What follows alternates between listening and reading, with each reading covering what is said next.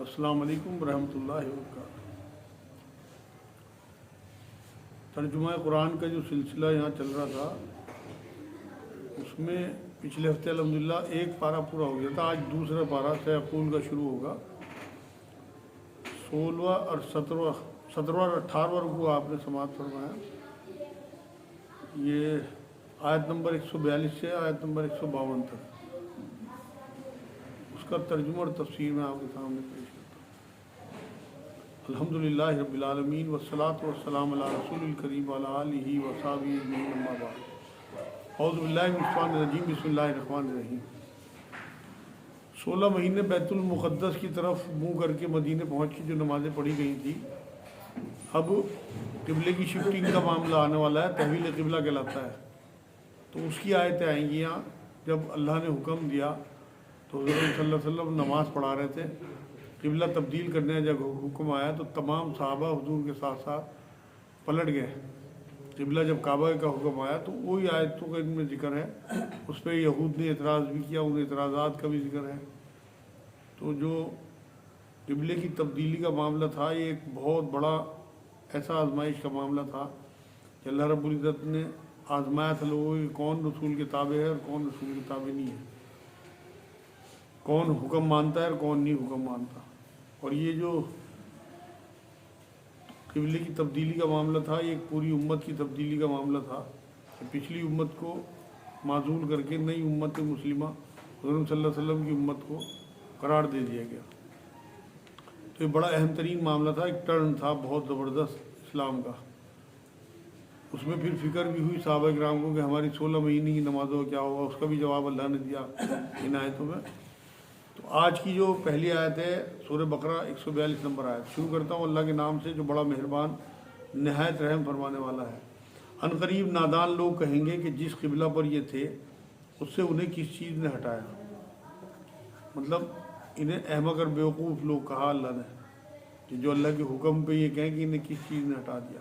آپ کہہ دیجئے کہ مشرق و مغرب کا مالک اللہ ہی ہے۔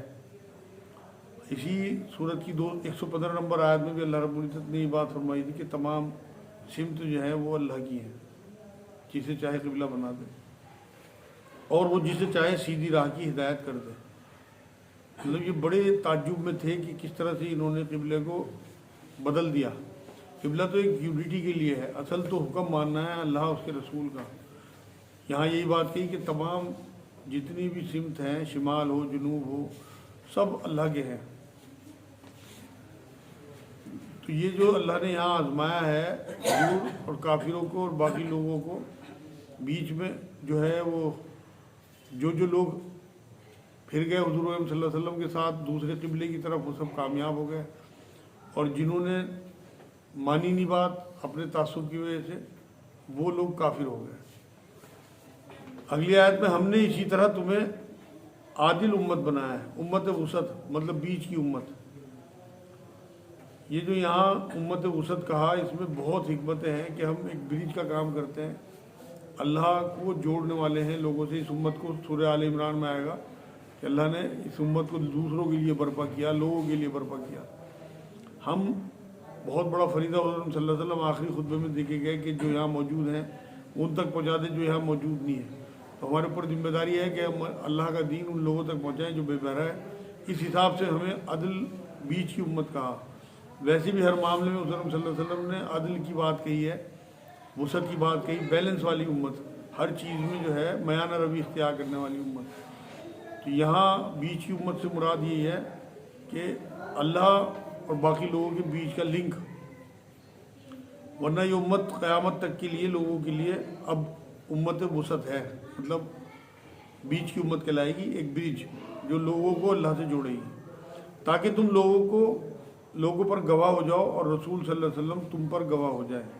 اللہ رسول صلی اللہ علیہ وسلم یہ گواہی دیں گے کہ اللہ میں حکم دے کے آیا تھا اور انہوں نے اپنی اس میرے حکم کو پورا کیا، یہ تبلیغ کا کام کرتے رہے، یہ وہ دین پہنچاتے رہے جو میں انہیں دے کے آیا تھا۔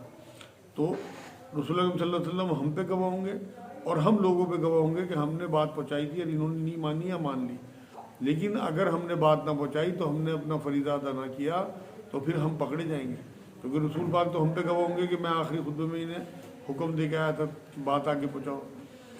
جس قبلے پر تم پہلے سے تھے اسے ہم نے صرف اس لیے مقرر کیا تھا کہ ہم جان لیں کہ رسول کا سچا تابعدار کون ہے۔ یہاں حضور کی پیروی کا معاملہ ہے کہ قبلہ بدلنا بھی آزمائش کا معاملہ بن گیا کہ کون پہلے قبلے پہ رہتا ہے۔ حضور صلی اللہ علیہ وسلم کے ساتھ جتنے بھی صحابہ گئے تھے ہجرت کر کے وہ سب کعبے کو قبلہ مانتے تھے پہلے، اور وہاں جانے کے بعد بیت المقدس کو قبلہ ماننا پڑا میں حضور کے۔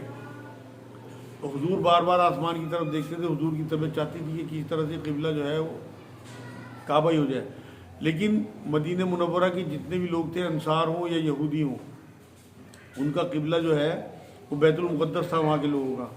حالانکہ کچھ عیسائی لوگ تھے انہوں نے اپنا الگ قبلہ بنایا ہوا تھا، اور یہودیوں نے اور جو ہمارے صحابہ تھے جو بعد میں صحابہ بنے انصار، ان کا قبلہ دوسری سمت تھا۔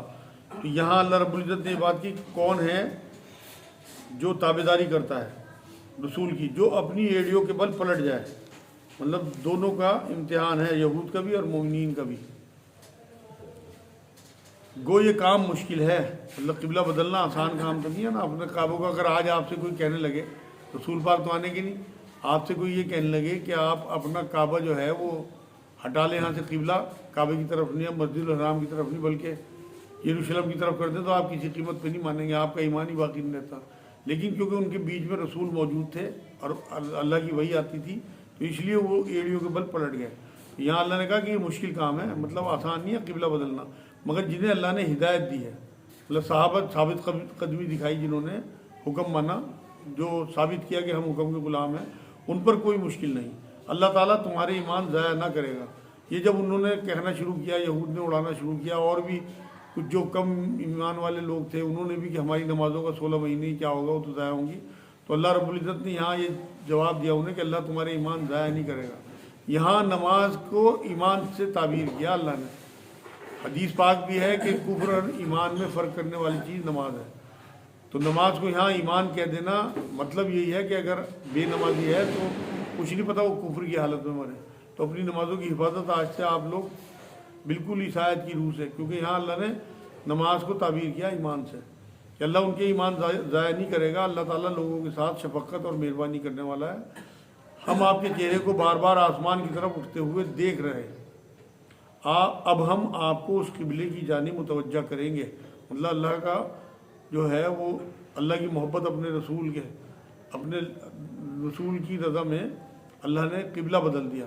حضور بار بار آسمان کی طرف دیکھتے تھے کہ کوئی حکم آ جائے کہ اس طرح قبلہ ہمارا وہی ہو جائے جو کعبہ تھا۔ اصل تو قبلہ کعبہ ہی ہے شروع سے ہی، پہلے دن سے جب آدم علیہ السلام آئے تھے اور انہوں نے قبلے کی تعمیر کی تھی اللہ کے حکم سے، تب سے ایک ہی قبلہ تھا۔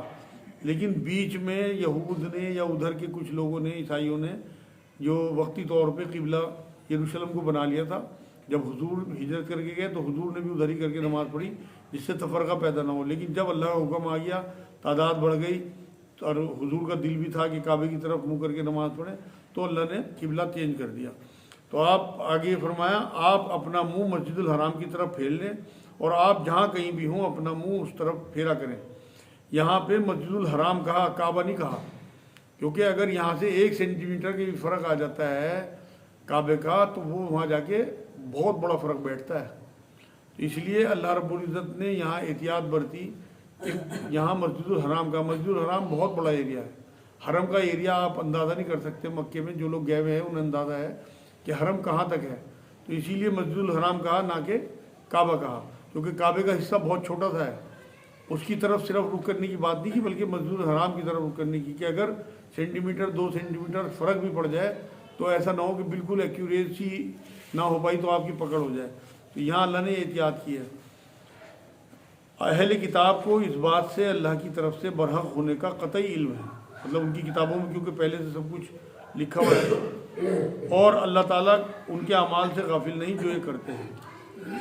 اور آپ اگرچہ اہل کتاب کو تمام دلیلیں دیں، مطلب تمام نشانیاں دکھا دیں، کتنی معجزے دکھا دیں، لیکن وہ آپ کے قبلے کی پیروی نہیں کریں گے، مطلب حسد اور تعصب کی وجہ سے نشانیاں دیکھ کے بھی پیروی نہیں کریں گے، معجزے دکھانے کے باوجود بھی، اور نہ آپ ان کے قبلے کو ماننے والے ہیں، کیونکہ اب اللہ کا واضح حکم آ گیا تو رسول اللہ صلی اللہ علیہ وسلم کے لیے تو یہ وہی آنے کے بعد قبلہ جو ہے وہ کعبہ ہی بنا، مسجد الحرام۔ اب یروشلم تو قبلہ نہیں رہا، تو یہاں اللہ نے وہی کہا، اور نہ آپ ان کے قبلے کو ماننے والے ہیں اور نہ یہ آپس میں ایک دوسرے کے قبلے کو ماننے والے ہیں۔ مطلب الگ الگ گروہ الگ الگ قبلے کی طرف رک کر رکھتے تھے وہاں پہ، یہود الگ قبلہ مانتے تھے اور عیسائی الگ۔ اور اگر آپ باوجود یہ کہ آپ کے پاس علم آ چکا پھر بھی ان کی خواہشات کی پیروی میں لگ جائیں تو بالیقین آپ بھی ظالموں میں سے ہو جائیں گے۔ مطلب یہ طے کر دیا گیا کہ قبلہ اب یہ ہے اور اسی پہ چلنا ہے، اور یہ سب ہمیں سنایا جا رہا ہے رسول اکرم صلی اللہ علیہ وسلم کے ذریعے۔ جنہیں ہم نے کتاب دی ہے وہ تو اسے ایسا پہچانتے ہیں جیسے کوئی اپنے بچوں کو پہچانے۔ مطلب یہ ایک مثال ہے یقین دہانی کے لیے۔ یہود اور نصارہ کے عالم اس طرح پہچانتے تھے ان سب چیزوں کو کہ یہ سچا کلام ہے، یہ سچے رسول ہیں، جیسے اپنے بچوں کو۔ مطلب اتنی ان سے تو نے اپنی کتابوں سے پہچان تھی، لیکن تعصب اور حسد کی وجہ سے وہ مانے نہیں۔ ان کی ایک جماعت حق کو پہچان کر بھی چھپاتی ہے۔ مطلب حضور کی صفات جو ہیں وہ پہلے سے ان کی کتابوں میں موجود تھیں، مگر حق پہچان لیا کہ یہ واقعی سچے رسول ہیں، پھر بھی چھپایا۔ آپ کے رب کی طرف سے سراسر حق ہے، خبردار آپ شک کرنے والوں میں سے نہ ہو جانا۔ مطلب یہ بھی سب حضور صلی اللہ علیہ وسلم کے ذریعے امت کو کہا جا رہا ہے کہ ثابت قدم رہنا، حضور صلی اللہ علیہ وسلم جو لائے وہی حق ہے، کسی کی باتوں میں نہیں آنا۔ آپ کے رب کی طرف سے یہ سراسر حق ہے، خبردار آپ شک کرنے والوں میں سے نہ ہو جانا۔ ہر شخص ایک نہ ایک کی طرف متوجہ ہو رہا ہے، مطلب ہر ایک کا ایک رخ ایک گول طے ہوتا ہے اللہ کی طرف سے۔ نیکیوں کی طرف دوڑو، مطلب مومن کا جو ٹارگٹ ہے، گول جو ہے وہ آخرت ہے۔ مومن کا مقصد اللہ کی رضا ہوتی ہے، تو اس کی طرف دوڑنے کا، اس کی طرف محنت کرنے کا حکم ہے۔ جہاں کہیں بھی تم ہو اللہ تمہیں لے آئے گا۔ مطلب جو بھی نیکی تم کرو گے اللہ کا ذمہ ہے کہ وہ اس نیکی کو اکٹھی کر لے گا۔ یہاں نیکی کے لیے خیرات لفظ آیا ہے قرآن میں۔ خیرات کو ہم ہلکا لفظ سمجھتے ہیں، خیر سے بنا ہے خیرات، اور یہاں نیکیوں کو اللہ نے خیر ہی کہا ہے، تو خیرات کو ہلکا نہ سمجھیں، بلکہ خیرات سے ہی خیر نکلا ہے۔ اللہ تعالیٰ ہر چیز پر قادر ہے۔ آپ جہاں سے نکلیں اپنا منہ نماز کے لیے مسجد الحرام کی طرف کر لیا کریں۔ مطلب امریکہ میں ہوں، انگلینڈ میں ہوں، جنگل میں ہوں، پہاڑ پہ ہوں، کہیں بھی پوری دنیا میں ہوں، مسلمان انہیں اپنا رخ مسجد الحرام کی طرف کرنے کا حکم ہے۔ مطلب یہ صرف عربی کے لیے نہیں ہے، پورے علاقے کے مسلمانوں کے لیے، ہر دنیا میں کہیں بھی ہو رخ قبلہ ہی رہے گا۔ یہی حق ہے آپ کے رب کی طرف سے، جو کچھ تم کر رہے ہو اس سے اللہ تعالیٰ بے خبر نہیں۔ اور جس جگہ سے آپ نکلیں اپنا منہ مسجد الحرام کی طرف پھیر لیں، اور جہاں کہیں تم ہو اپنے چہرے اسی طرف کیا کرو، تاکہ لوگوں کی کوئی حجت تم پر باقی نہ رہ جائے۔ مطلب کیونکہ توریت میں قبلہ جو ہے کعبہ لکھا ہوا ہے، اگر کعبے کو قبلہ نہ بناتے تو وہ حجت قائم کرتے بعد میں کہ تو کعبہ لکھا ہوا تھا، یہ یروشلم کی طرف منہ کر کے نماز پڑھتے رہے۔ مطلب انہوں نے ہر طریقے سے پھنسانے کی کوشش کی رسول اکرم صلی اللہ علیہ وسلم کو، یہود نے۔